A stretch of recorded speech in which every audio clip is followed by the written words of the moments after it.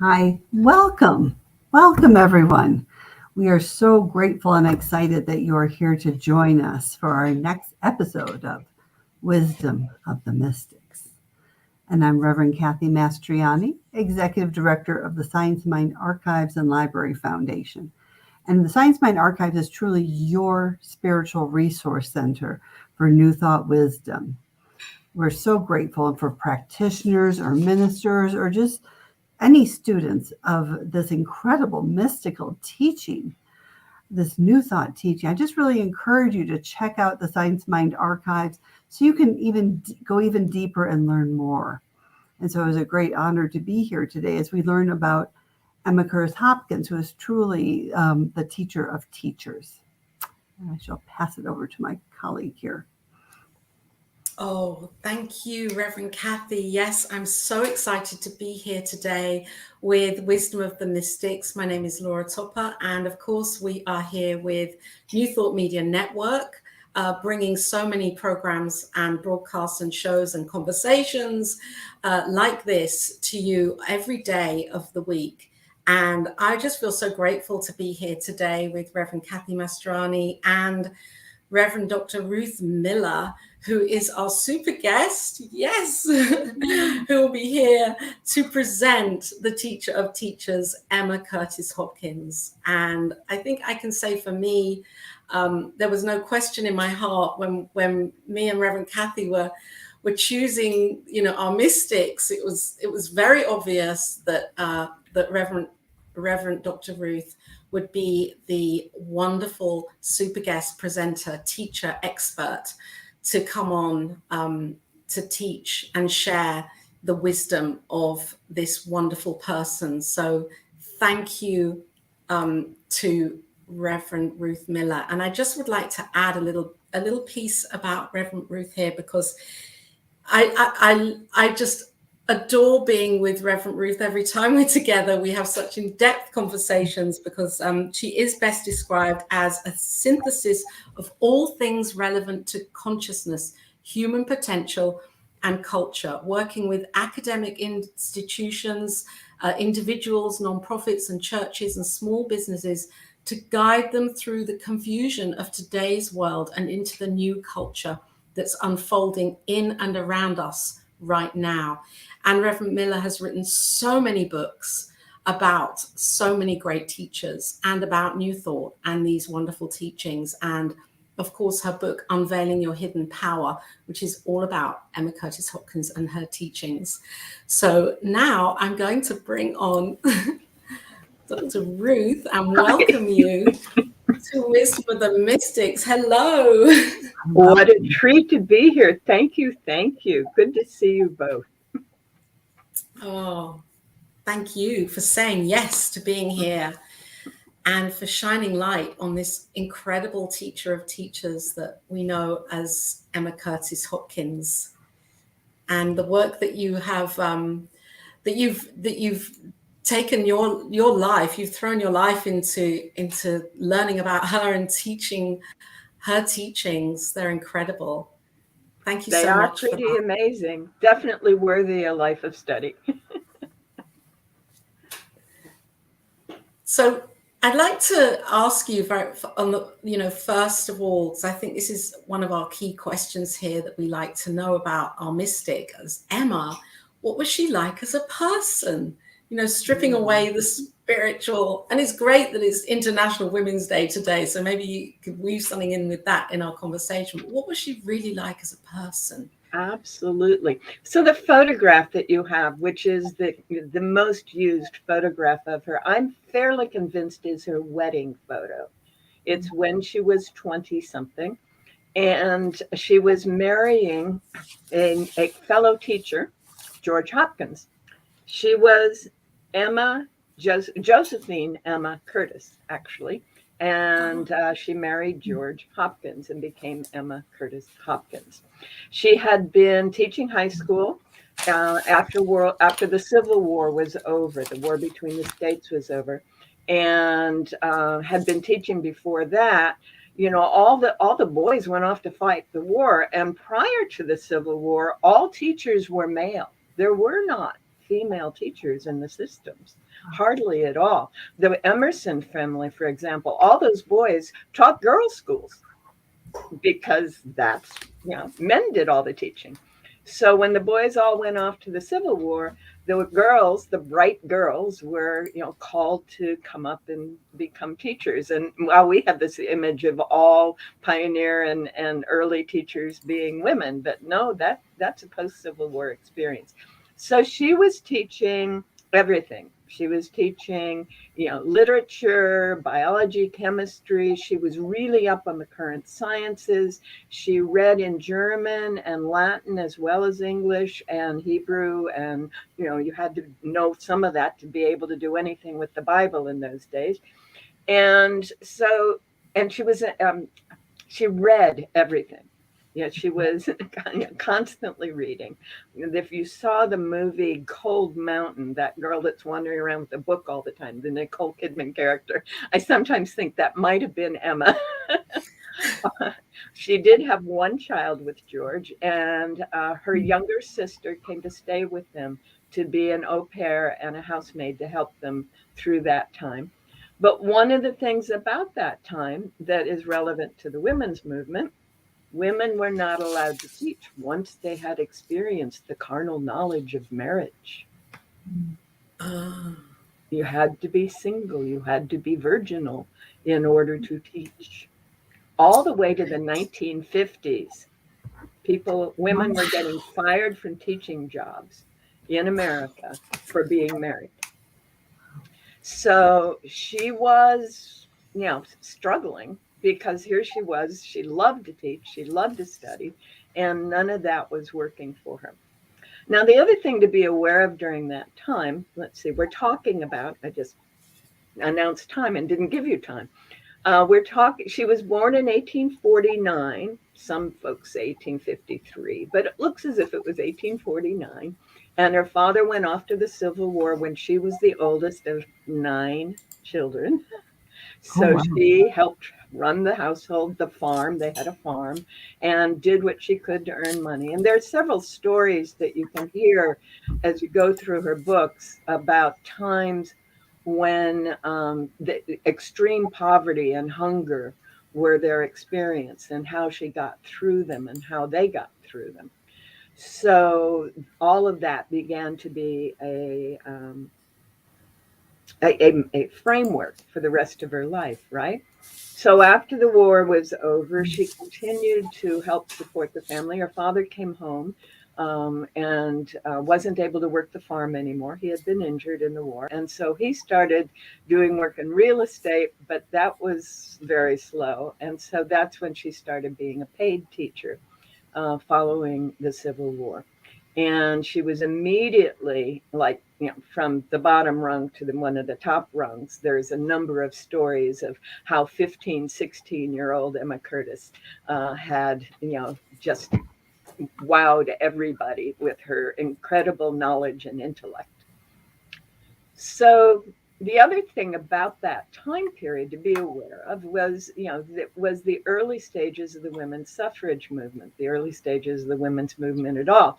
And one of the things that had happened at the Women's Convention in New York in Seneca Falls in 1843 was they had found that there were ways for women to have careers in addition to teaching.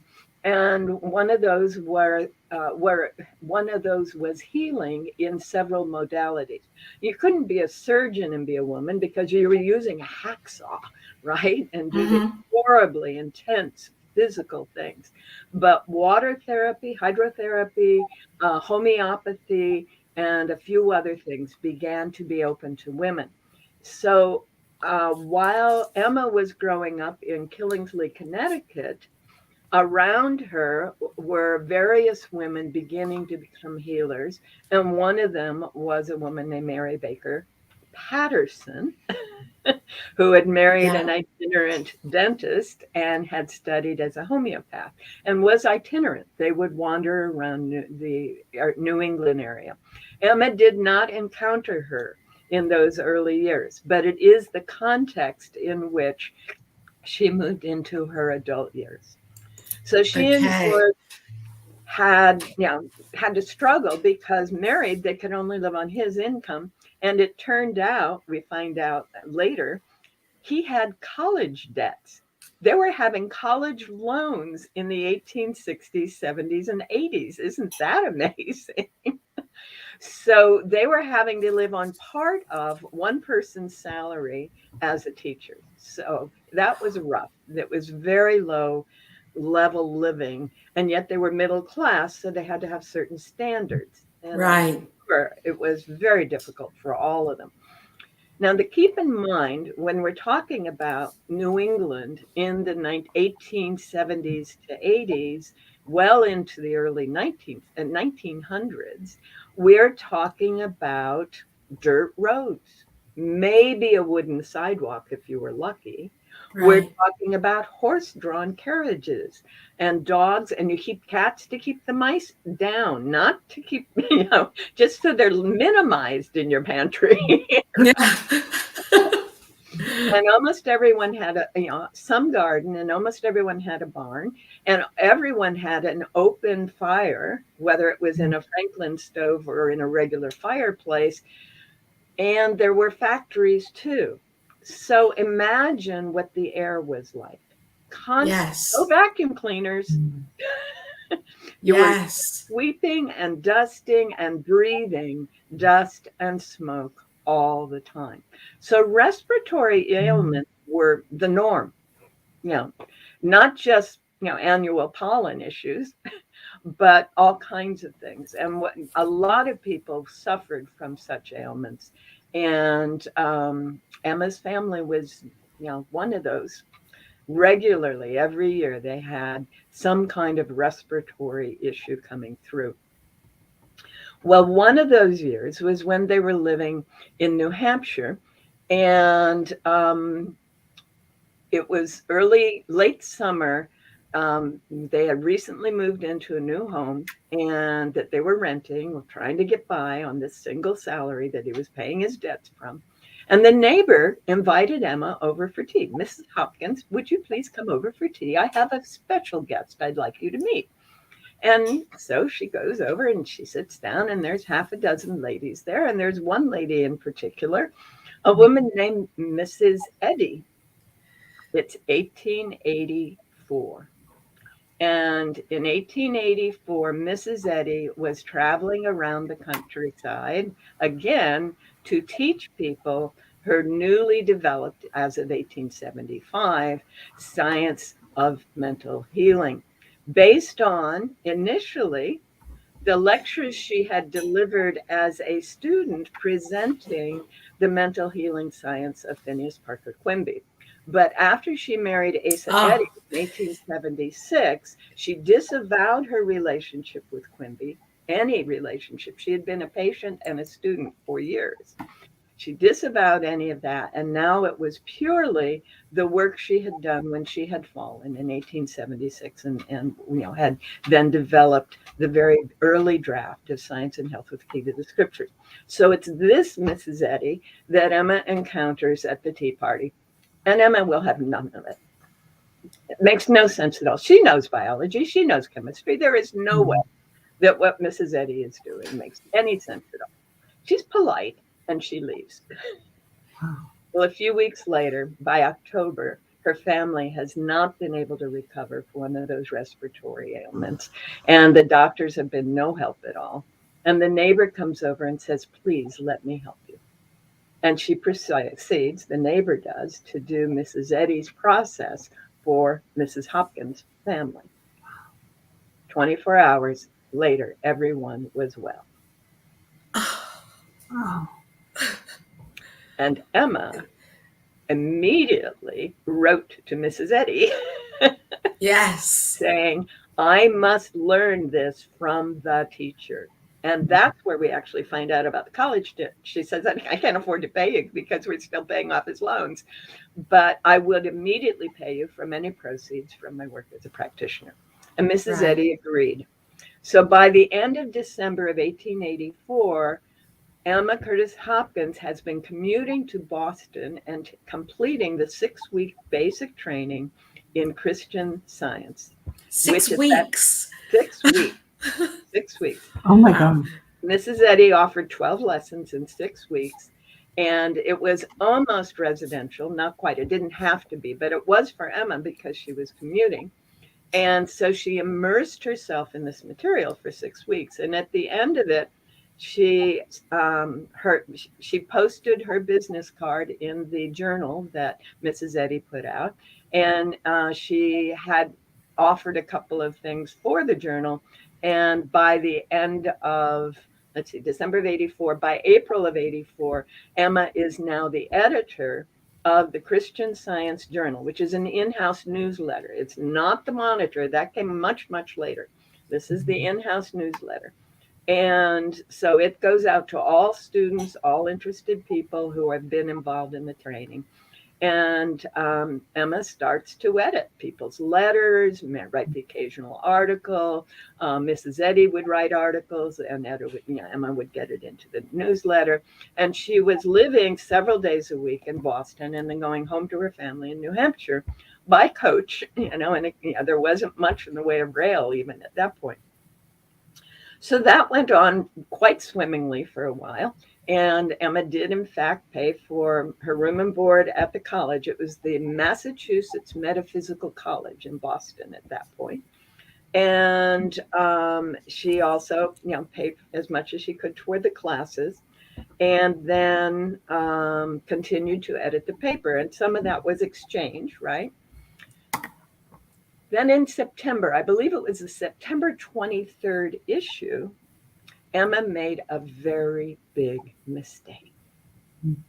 She said, of the great mystical writers, Mrs. Eddy shines the brightest in the newsletter.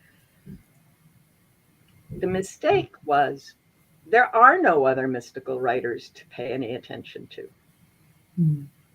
In October, she was summarily dismissed.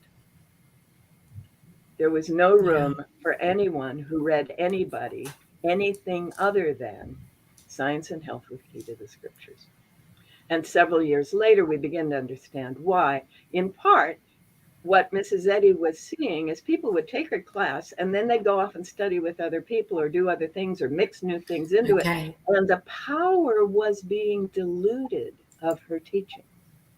And she did not want that to happen, certainly not in her in-house journal. So Emma, attempting to share, her great praise and adoration, managed to get into the doghouse and was effectively kicked out of the movement. Oh, that was hard. She went home. But soon after that, she got a letter from Chicago. There was a guy who was running Christian Science Journal under his own name and his own notion of what that was. Everyone was using the term. Phineas Parker Quimby was the one who established that term. Right. And so come February, she and her family are standing on a railroad station in Chicago, having moved to Chicago. He was asking her to edit his new journal. They changed it to the Mind Science Journal. And she edited it while he was in Europe for a leave. And during that time, she established herself. She put ads in the paper as providing healing services. So in 1886, Emma Curtis Hopkins is established in Chicago. And one of the other Mary Baker Eddy students has come with her, a woman named Mary Plunkett. And the two of them set up their own school. And they'd start teaching the material. Now, Emma had the known name because she was the editor and people knew her. So they called it the Emma Curtis Hopkins Institute. And the two of them put together the curriculum. Mary did the marketing, she did the mailings, she kept track of the students and all of that. And Emma was the one who did the hands-on work with the students. And that's an interesting story because during that 6-month period between January, or 5 months really, between February and June, they had a number of students. One of them was E.B. Weeks, who in June of 86 was the one who opened the eyes of Charles and Myrtle Fillmore, right? Yes. Well, another one was a woman who came up from Colorado because she had been told she had incurable cancer. And on the train to Chicago for medical attention, she was told about Mrs. Hopkins. And she ended up staying in Mrs. Hopkins' home for 3 weeks and living the 12 lessons of what were at that point Christian Science, very similar to what Mrs. Eddy had taught Emma. And then she was sent home to teach. Now, she went back home to Pueblo, Colorado, where I was born, by the way. And she contacted all the women she could find to tell them about this. And one of the women that she contacted was a group of women, a family called the Brooks sisters.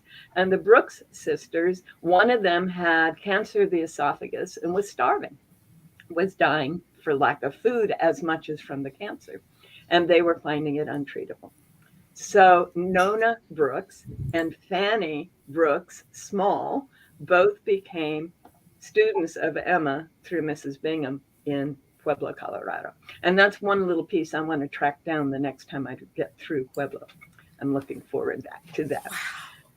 So, and that's all before the Fillmores got there. It turns out that Fanny married Charles Fillmore's partner. Now, it's after the Fillmores left. I apologize. It's after the Fillmores went on. Charles Fillmore had a partner named Charles Small. Fanny Brooks married Charles Small. Nice. Oh, so it's all so interwoven. Great connection. Right. So we have this, this woman who at this point is quite a bit older than the picture you have there. She's in her 30s. She has a young boy. She has a husband who's a teacher who's been uprooted. But she's making enough money to pay off his debts, and they live in a relatively nice home that they do let students come and stay in for up to 3 months, depending on how long it takes for them to absorb and transform through the 12 lessons. And then in 1888, Mary Plunkett gets called to New York, picks their whole administrative package up, takes it to New York, and leaves Emma in Chicago. Well, by that time, there had been enough people who through the program who went, you need to stay. We need to make this work. And one of them was a Methodist minister who later got on, helped her to form the Chicago Institute of Theology, which became, their vehicle. And he advised her to take her class notes and publish them and send them out to all of her former students and all of their former students, and to create what were called Hopkins associations. So in 1888, their whole new marketing strategy based on reaching out to all these women who had studied this material and let them know they do it their own way in their own language. So this was a major difference, right? Mrs. Eddy, you got to do it my way. It doesn't work any other way. Emma is saying, whatever comes from your heart works. Wow. Yeah. So 1888, we see that happening. She's letting people know. She's letting them know she's got the class lessons ready for them to use. They don't have to use their own notes. They can use her notes. Whoop. So the class lessons of 1888 is the first thing that actually gets sent out into the world. And that was one of the first books that those of us at Wise Women Press put together. And so it's available at Wise Women Press. We did it based on archive material from members who were members who were members, 2 or 3 layers down from Emma, of what became the the High Watch Fellowship from the Hopkins Associations. So now I'm at the end of 1888. We've got a whole new way of doing things. We've got a theological seminary. We've got books that are getting sent out to people all over the country. We've got a formula of the classes. And things are shifting for Emma, right? And she begins to realize that there's a lot more in her own experience than she had inherited through her teaching. Thank you. That's very kind of you. Anything you want to know about Emma, you can find on that website. That's a good one. And most of what I'm telling you is from actually a biography I wrote for that. Let's see. Oh, can we see that book, Oh, Kosa? wow. Power to Heal. Right. Oh, you have the same image there. You do. Yeah, it's the classic Emma image. And it's an illustrated little biography intended for young readers, but most of my students find it very handy. So, The Power to Heal, The Mystical Life of Emma Curtis Hopkins. So beautiful. A lot of what I'm telling you is in this book, not the innuendos, though. No, they're special for this show. You saved But you them. can imagine, here she's been kicked out of the Christian Science movement and she recovers. And then she's got something really wonderful in Chicago and it falls apart and then she recovers. And people around her help her, but every time she has to go inside and find that place where the power is and where she knows the good has to be. And she has to negate and undo any of this other stuff to be in that place of the good. And so her teachings got stronger and stronger and clearer as this happened. You had a question, Laura.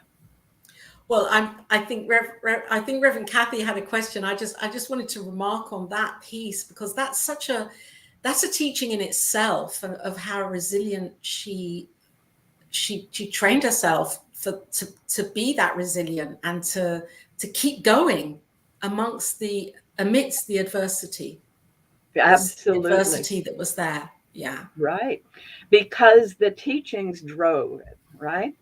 So as we move forward, we get the Fillmores showing up as her students. We get the Fillmore students showing up as her students, right? More and more people.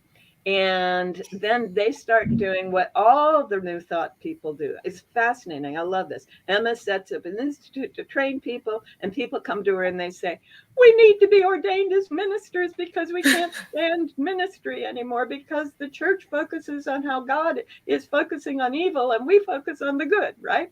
And then the Fillmores create centers for the spiritual practice, the practical Christianity. And people come to them and they say, oh, we have to have a church because we can't chat. So they end up having a church. And then Nona Brooks creates the College of Divine Science with her sisters in Denver. And people come to them and say, no, we have to have a church. And so Nona has to get ordained and ordain other ministers. And then 20 years later, Ernest Holmes has the same experience. Mm-hmm. And so we have centers for spiritual living now. So every one of them was just saying, this is something you need to know and do and live your life with. It's not a religion. Mm-hmm. But it was so contrasting what most Christians were learning at church that they had to have a church experience that supported these ideas. Right. Yeah.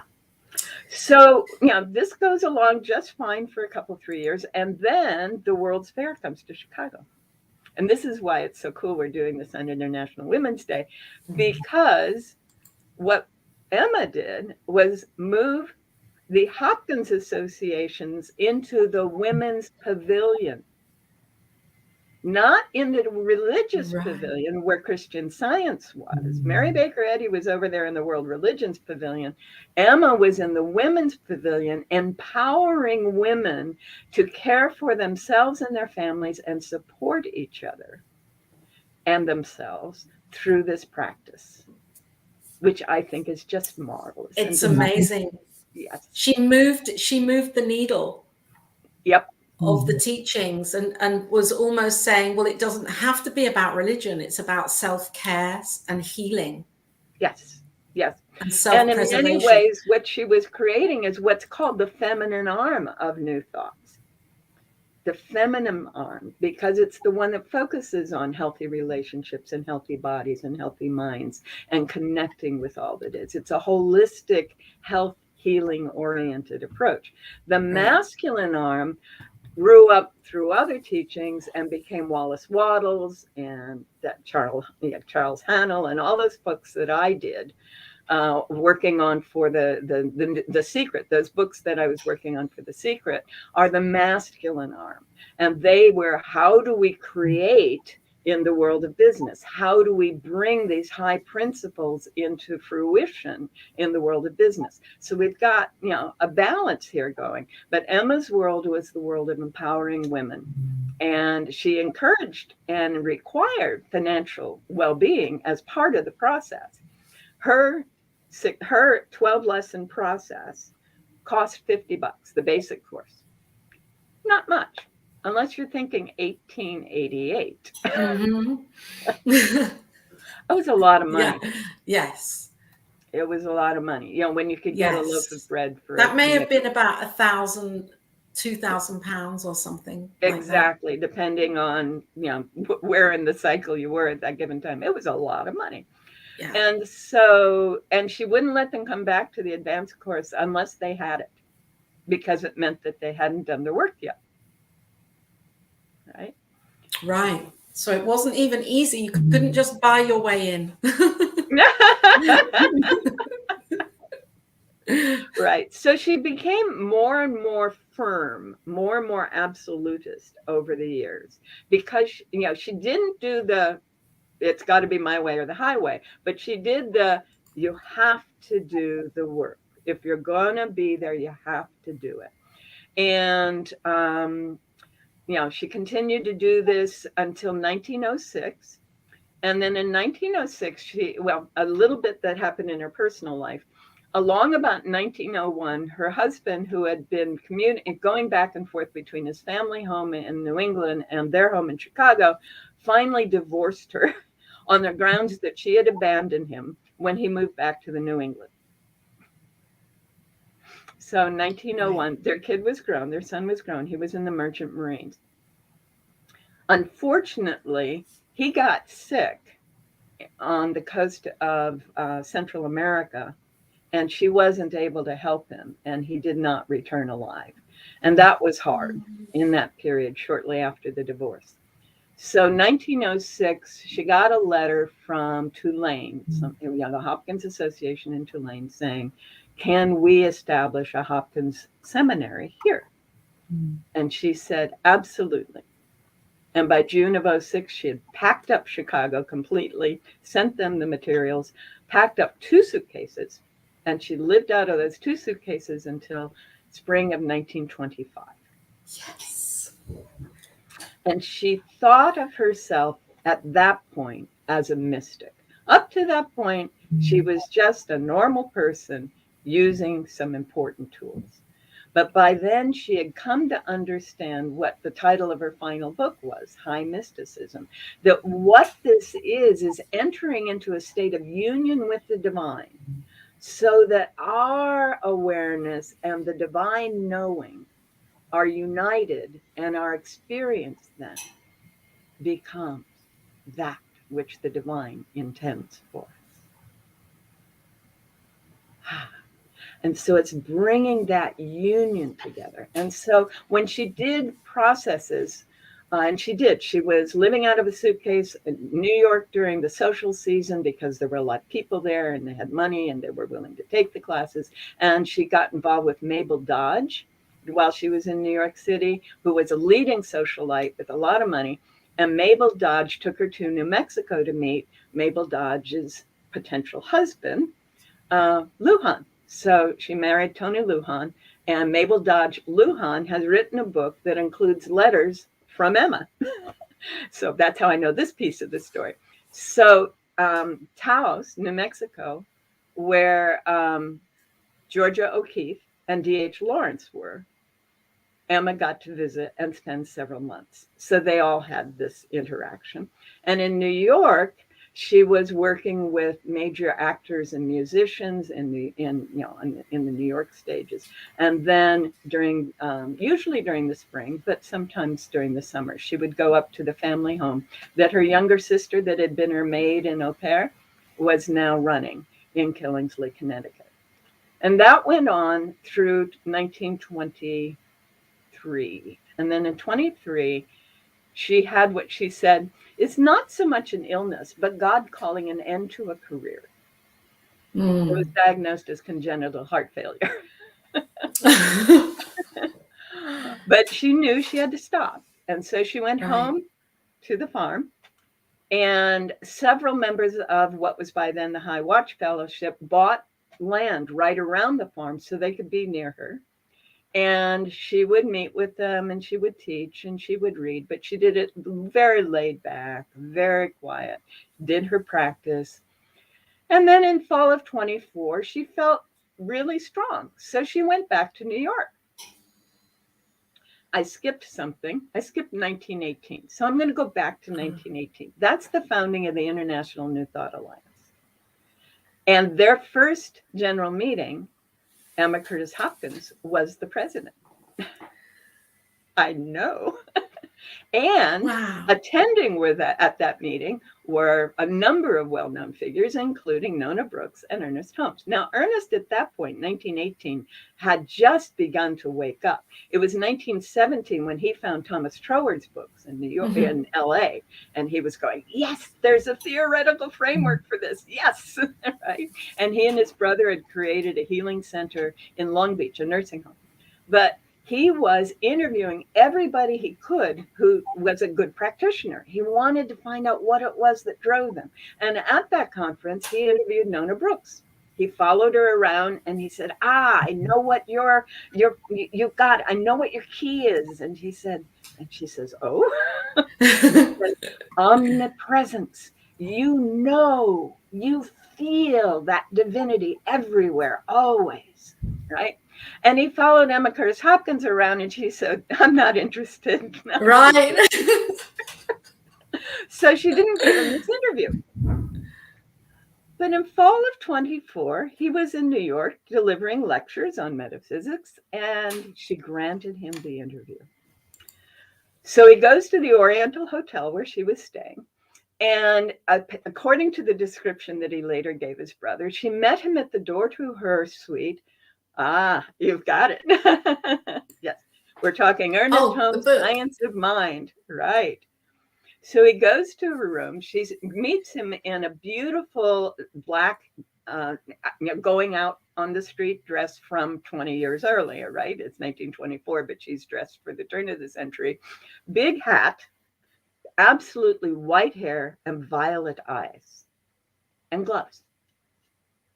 And she meets him. And she sits on the edge of the bed and he sits on the chair, and he asks her a question or two, and she launches into what he soon begins to realize is lesson one. Right. And lesson one is the statement of what is, the statement of truth. God is all there is. God is good.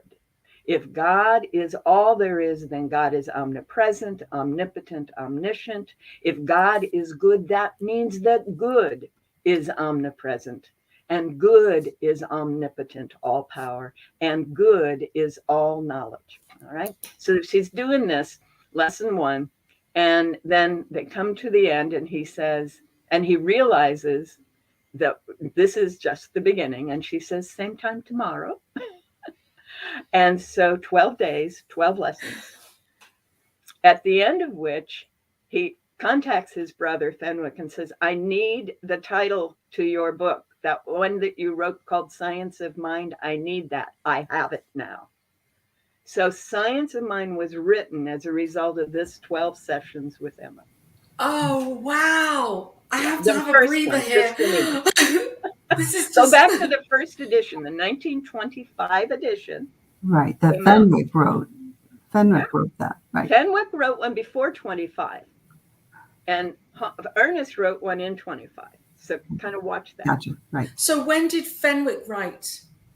Fenwick was writing the whole time. He was a minister. He was the teacher. He wrote. They did that poem, "The Celestial Voice Celestial." Voice, yes. Right. They did that. They were writing all the time. I haven't spent any time writing about these guys. No. I do have a biography of Ernest as well in that same series, the Paths of Power series at Wise Woman. So with Emma, as she got more and more firm in her presentation of the material, and more and more limited. She stopped doing lectures, of course. And after she made it through the season in New York, she went home to the farm in the spring. And it was April of 25 when she just called her friends over and said, "Please read to me. I think my career on the planet is done." And she was in her bed, and they were reading her favorite Bible passages, and she quietly passed away. Wow. Yeah. Oh, what a beautiful story. Oh my This gosh. is incredible. It is. Oh, I hope you understand Emma a little better. Oh gosh, I'm just so grateful for your sharing, and I'm just wondering where, if at all, spiritual mind treatment fits into this. Because as you were talking about, this first lesson, for me, I just went straight to the Right. first stage of spiritual mind Right. treatment. Right. There are 12 lessons. There are 12 variations. Almost what would happen is, because she said do it your own way, anyone who took her class would transcribe the lessons and publish the book. Right. So you will find 12 different variations on her lessons. When I put this one together, I only knew about a few books. So this one, let's see, the light is weird. Unveil your hidden power. The one you all know. Mm-hmm. There we go. This one took scientific Christian mental practice, high mysticism, and resume, blended them together, called out the specific daily practice that she wove into the text in all of them, got rid of a lot of the backward Victorian sentence structures, and also explained a lot of the references. As I said, Emma read constantly. And she also read Latin and Greek and German and those things. So she would refer to some historical figure as a friend that we don't even know who they are. Right. So a lot of what I was doing in there was, helping folks get over all of that. That's what this is. If you can do without this, please go ahead. But what people find is they use this, and then they can read high mysticism, and it isn't the challenge that it was. Or they can use scientific Christian mental practice in a way that she intended.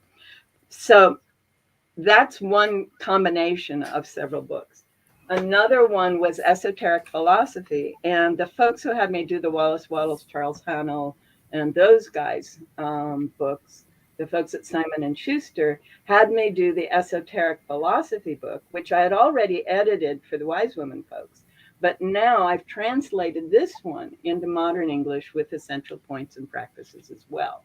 So this is a little simpler from the book Esoteric Philosophy. But that one was written for folks who had already done all of the practices in the high mysticism book and in the scientific Christian mental practice. So in a way, even though this is in some ways simpler and much shorter, it really should be read like that. Yeah. Right? That's really helpful. I appreciate that. I was blessed to take the Emma Curtis Hopkins class, and we used your book. And good. So, did you use the workbook version? Yes, we used the workbook version. This helps so much. I'm sure the light won't allow. Oh yeah, it will. So what we did is we did bigger pages, and we called out things, and we made it so you could write notes. And all of the same material is in there, but it's much. Is that for sale? The workbook version is for all sale. All of those, you can get all of that on Wise Women Press, and they're all available through Amazon. And I'm assuming they're available through other outlets as well. And they're all on your website. Yeah, I do try to keep my books on my website. Good, because you have so many books and your website is wonderful. So we'll put your website up as well. Thank you. Reverend Kathy, do you have a question? for I Dr. Ruth. do. I'm so grateful. Yeah. This has been so rich, and I It's just so amazing. appreciate. Again, you absolutely accomplished, bringing Emma to life for us and helping us understand her background and her history. So, oh my gosh, my heart is so full. Thank you. And I'm certain it's there, but what would you say is Emma's main teaching? What did she really discover? What would be those kind of questions? Well, the 12 lessons come together as know that there is only the one, and it is all good and all power. Let go of and release any other idea, because they do come up. Affirm what you know to be true, including the fact that we live and move and have our being in that omnipotent good, and that we are always guided to be and do that which is ours to be and do in the moment. Those are two of the affirmations. She said there were 5 general negations and 5 general affirmations, but 2 specific to us, and 2 that we had to let go of. And that might be our virtue as much as our vice, she said. And 2 affirmations we had to use to replace them. So that gets us through lesson 3. Lesson 4 is faith. What we know deep down inside to be true is our faith. And we can know what we have faith in by looking at our world, our circumstances. Lesson 4.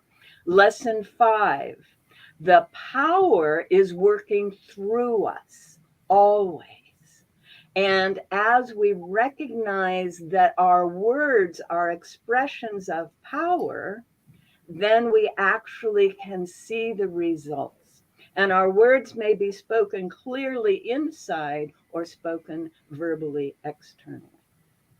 And lesson 6 is recognizing that if everything is spirit, if everything is God, if God is in all that is, then who am I? I must also be that God. And all that God is must be working in and through and as me. That's the first half, and that's focused on us. 7 through 12 are taking those same ideas and working them in the world. And so in 7, we recognize for ourselves that the whole world, or whoever we're with, and we start treating other people. So the treatments start coming in lesson 7. That's where we first get our very first treatment. And actually, all the treatments she provides are variations on that first treatment after that. So in the first treatment, I do not in any way affect your knowing of the truth.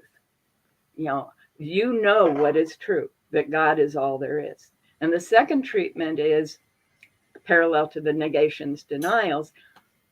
I am not deceived in any way, and you are not deceived in any way by anything around us. They're all appearances. They are not what's real. Be not deceived, right? And that's lesson 8, and that's working with someone out there. And a lot of us have been deceived into believing in any number of things, diagnoses, that this is how it has to be, all of that stuff. So undoing that is lesson 8. Lesson 9 is parallel 3. What is it that we know to be true for ourselves and for each other? And not only do we know this, but the world around us knows this and shows us this. And then lesson 4 is lesson 10. And that's Thursdays. And my students love Thursdays. It's fascinating to me. And that's the other piece. You do lesson 1 Monday morning and lesson 2 Monday afternoon. Or lesson 6 7 Monday afternoon. Lesson 2 Tuesday morning. Lesson 8 Tuesday afternoon. The morning is for me. The afternoon is for my service in the world. Oh, wow. Is that how she taught it? That is how she taught it. And that's how it is in the Unveiling books. So she taught it in 6 days? Right. Well, usually that's the minimal. She would try to give people 3 weeks to live it, because she understood how the body mind worked. So she tried to create at least 21 days for them to live it, for them to be able to experience it. But the minimum was a 6-day thing. And she did a weekend workshop too. I do the same thing. I'll come in on a Friday night and I'll give everyone lesson 1. And then we'll work through, the 6 lessons on Saturday, basically through breakfast. And then in the afternoon, we'll do the last lessons. And then on Sunday afternoon after church, I'll have them do the follow-up, which is in the little book called Self-Treatments, which I just gave away my last copy. I have to get them regularly because everyone loves it. But it's the Radiant I Am. Oh, Self-treatments. Yeah. And that's what we do on Sunday afternoon. When I do a weekend version of this, my preference is to do, one a week or one. I have one group that insisted on taking a month on every lesson. They wanted to work through. So what I do is I say, okay, you're going to do lesson one day and lesson 2 the next day for the next couple of weeks, until we meet. And then once we've read lesson 3, then you're going to rotate through the 3. And then once we've done lesson 4, you're going to rotate through the 4, etc., until they finally are doing, morning and afternoon for a full week. And right. So, and I'd just like to intervene here that you have those lessons on YouTube, because I've listened to every single one of them, where you're teaching a wonderful group of individuals who ask so many empowered questions and have so many thoughts and really probe into your understanding of it. So if anybody's watching right now, we have so many people watching right now. Hello to everybody, and thank you for being here. Please go. Thank you, Reverend Kathy, for putting that up. Go to YouTube and check out Dr. Ruth Miller's series of these lessons, giving them live to a group, which is a wonderful teaching in itself. Thank you. It's a wonderful group of folks, and they were very kind to let us put that up there. Yeah. Cool. And I just put it in the chat, so thank you. They can easily copy. Oh, you're looking after this chat so fantastically. So, Laura, do you have a final question, perhaps? I have a final. My word, I could. It's gone so quickly. I do tend to ramble a bit. I'm sorry. It's wonderful. We have about 9 minutes, so I just that Ernest would have maybe used or borrowed the idea or worked upon, developed the idea of treatment from Emma Curtis Hopkins.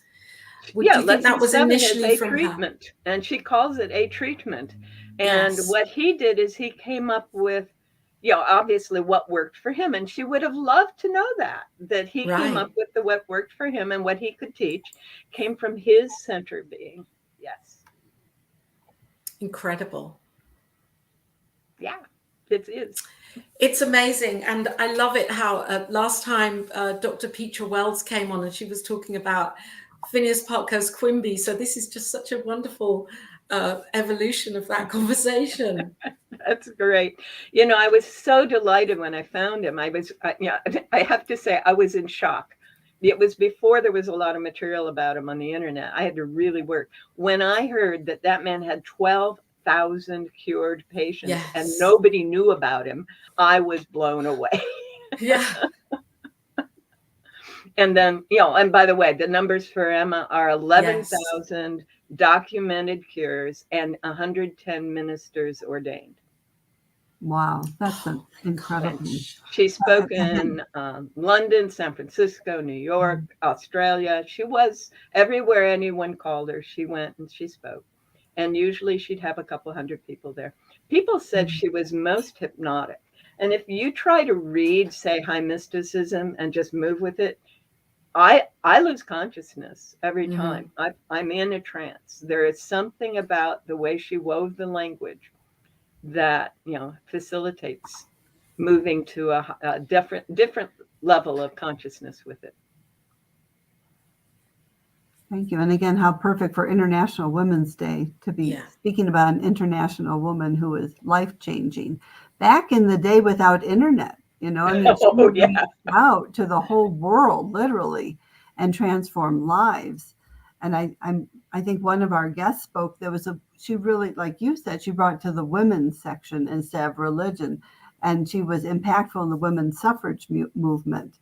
Is where she really started attracting people to her wisdom and teaching. Is that true? Yes. I wouldn't say the women's suffrage movement so much. Okay. She didn't care about politics, but women's activism of any kind, yes.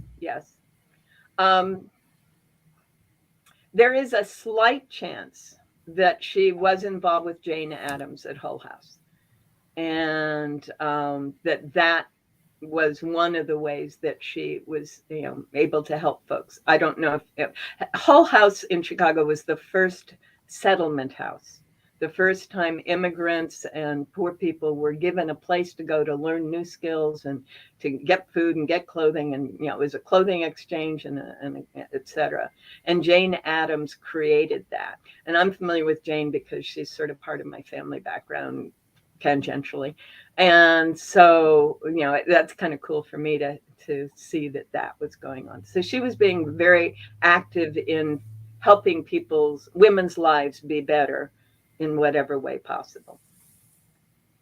And what would you say, Reverend Ruth, if Emma had her one message, if she was standing there and she was summing this up in one or two sentences, can you share what you feel that would be? God, the good, is all power, everywhere present, always. Let go of any other idea, take it in, and radiate it into the world. Oh. Wow, thank you so much. That was beautiful. Thank you. This has been such an incredible learning. Thank you so much for being here and sharing with us today. No, and I know Emma was definitely here with us. And so thank you for truly bringing this powerful mystic that truly is the teacher of teachers. And we're here in New Thought Wisdom, thanks to her and for teaching, for you being the teacher for us. So thank you. Yes. Truly an honor, and blessings on your work. You're doing beautiful work. Oh, wow. Do you have any classes coming up or any events that you would like to share? Anywhere where people can find you and be taught? You have a meditation group, I know. I don't know if that's still running, your meditation group. Yep. And the link for it is on my website. If you want to join, 2 o'clock on Thursdays is the easy link. And then the Tuesday ones, we do a treatment. I don't always use the Emma mode for treatment because most of the people who attend are not familiar with all of that work. They're more familiar with the science of mind treatment process. And then I'm just finishing up an extended version. I've done for the Course in Miracles what I did for Emma. And so I've just completed a group with that. So I'm about to think about what I'm going to start in probably May will be my next group starting. So contact me on the website if you have specifics about when, where, and what. And maybe I'll do another Emma group. I haven't done one in a while. So let me know. Please let us know here. Please. Let me know. Yes. Yes. To sign up. Thank you. Blessings. Thank you. What an incredible, incredible time with you. And so many people here. Thank you, everybody, for being here and for writing your comments. We haven't had time to mention everyone. Roxanne, Ardelia. Oh, beautiful names. Lucretia, Reverend Robert Brzezinski is here. Raoul, Ronald. Yes, Beatrice and Dan. Thank you so much for being here. And I did put your comments up. Reverend Kathy put your comments up all the way through. So I know I could talk with you for another 4 hours probably, or 4 weeks. I would enjoy it, I'm sure. Oh, it'd be amazing. It was delightfully perfect. And I'm certain students of New Thought really are all here thanking you, to helping us understand and to deepen into the wisdom of this mystic. And it's just what a powerful mystic. And we're grateful for you and your expertise and your depth of knowledge. It's beyond knowledge, of what you have, your mystical connection with Emma that you're sharing with all of us. We're so, so grateful. Thank you. Thank you. Thank you for giving me an opportunity to share. It's always a delight. And we look forward to you coming back and sharing more on New Thought Media Network, and I don't know, with Reverend Kathy in whatever capacity, because I know that you are an absolute treasure trove of wisdom with so many other mystics as well. Thomas Troward, you've written about, and your book selection is fantastic, and it's all on your website. So for everybody that's watching, please go to Dr. Ruth Miller's website and look at her work, and look at those books and download them or buy them and read them and do the work, because it's beautiful. The way that you teach is beautiful. Do the work. Yeah. That's a recommendation from me. It does help. Well, and that's part of what we want to do here on this show too, is help people understand who the mystics are as people. What is their teaching? How can we use it in our life? And gosh, all of a sudden we have this taste for more. We want to learn more. So what is a path for each one of us so we can deepen our wisdom and learn more? So I feel we did a great job with your help, Dr. Ruth. Thank you so much. Yeah. Thank you. Thank you. And again, thank you to everybody that's been here and watching, whether you're watching it now or at some point in the future. I am sure you're going to be gleaning from this wonderful information. And thank you for being here on New Thought Media Network, this fantastic Center for Spiritual Living focus ministry, bringing programming like this to the world every single day. And we're just so grateful for the opportunity, for Reverend Robert Brzezinski's vision for this ministry, for the way that we're sharing these teachings in these wonderful, new and diverse ways, so that we can all understand and get closer to that knowing of who we are as love. That's what we're being called to do right now on our planet. And so I'm going to put up the New Thought Media Network. I thought I was going to put up the website name. You can check it out here, and there is a donate button there on the page that you can go to. I've lost the link for that, but there is a donate button, and you can go to if you feel called to make your contribution, your love offering, your tithe into the network, so that we can continue with this amazing work and expand into that greater vision that we have of sharing these teachings with the world. I know how powerful that is, and that's what we're here to do on the network. Thank you for joining us today. Namaste. Namaste. Thank you so much. And please also go to the archives and check out the archives. Yeah, Reverend Kathy, if you have a... Yes. Or .com. And well, we're posting all these videos so they're in one place. And so we have under free wisdom, you can watch all these Wisdom of the Mystic shows, which is very powerful. And we're here to support all of New Thought Wisdom. And fantastic. our next guest on the fourth Tuesday is going to be Steph Swink, and she's going to be presenting Louise Hay. And so we invite you to come back personally with Louise Hay.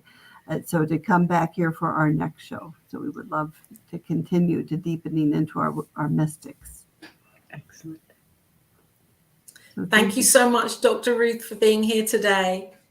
Thank you. Until next time. All right. Bye. Bye, all.